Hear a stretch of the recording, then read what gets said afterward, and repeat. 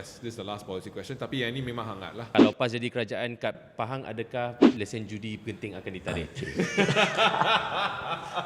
Semua orang Cina macam, Okey, itu persoalan yang pernah pun ditanya pada saya oleh Sin Chu. so macam mana? Simple jawapan dia. Di Pahang, Genting macam-macam ada. Apa yang ada ialah kasino. Saya punya pandangan, kita kena kuasakan peraturan sedia ada untuk menghalang orang Islam tidak berjudi. Okay. That's fine. Simple. So, isu sekarang pada sama juga isu jual loteri. Dalam undang-undang di negeri mana-mana ada kesalahan orang Islam tidak berjudi. Orang Islam pun macam sebut juga ada yang bagus, yang tak bagus. Ada yang berjudi, ada yang mengarak. Education for them, dia tak boleh. So pada saya simple. Kan pintu masuk, cek IC lah. Kan ada IC, Islam keluar tak boleh. Islam, you tak masuk lah. Pada saya itu jawapan yang untuk pelaksanaan penguatkuasaan undang-undang sedia ada pun sudah cukup untuk mengawal orang Islam tidak berjudi. So doktor, pandangan doktor adalah hukum-hukum Islam, undang-undang Islam hanya boleh dilaksanakan ke atas umat Islam. Adakah pandangan itu memang selaras di seluruh parti ataupun adakah ada mereka yang berpandangan bahawa hukum-hukum ini patut juga dilaksanakan ke atas orang bukan Islam? Sebab contohnya dalam konteks Genting ni, kalau Genting bayar cukai itu technically daripada pendapatannya tak halal. Bukankah? Dan kalau katakan pendapatan tu mungkin akan digunakan untuk fund sekolah ataupun fund apa-apa lagi, adakah benda tu menjadikan perkara-perkara lain tidak halal? Dia tak ada masalah pun. Dia masuk akaun treatment, akaun asing tak campur pun. Kalau duit, kecuali duit tabung yang masukkan tak boleh kan. Tapi sekarang ni, you tekan button, simpan akaun ni tak ada isu. Okay.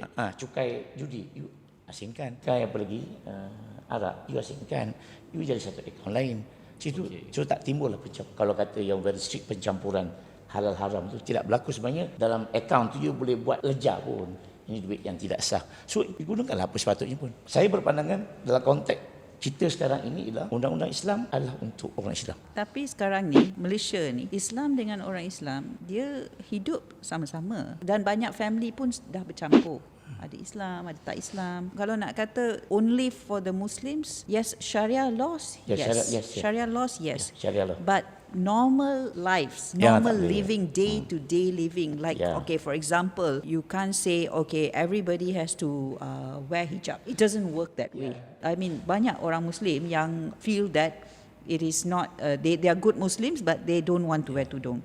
So paranoia tu macam anak-anak saya pun, dia orang kata, okay, the orang muda, dia kata, who are you to force God's will upon us? We will decide to wear when we want to wear. Because the country is so mixed. We have come to a situation where now the non-Muslims, they feel that they have given in too much at times, that their rights are being taken away. We can see that in social media and everything. But at the same time, the non-Muslims already assimilated. Kalau buat parti, semuanya halal. Kalau nak minum, lepas orang Islam semua balik. Dah respect tu dah banyak. Betul. So, apa yang saya nak kata is, PAS has to learn how to balance between being a Malaysian and their Islamism. In principle, Islamic law for Muslim. You cannot enforce the Islamic law to the non-Muslim. It's an option. Terima kasih kerana menonton Siapa Makan Cili. Dan kalau korang ada siapa yang korang nak kita jemput ke show kita, sila tinggalkan di ruang komen di bawah. Dan jangan lupa subscribe.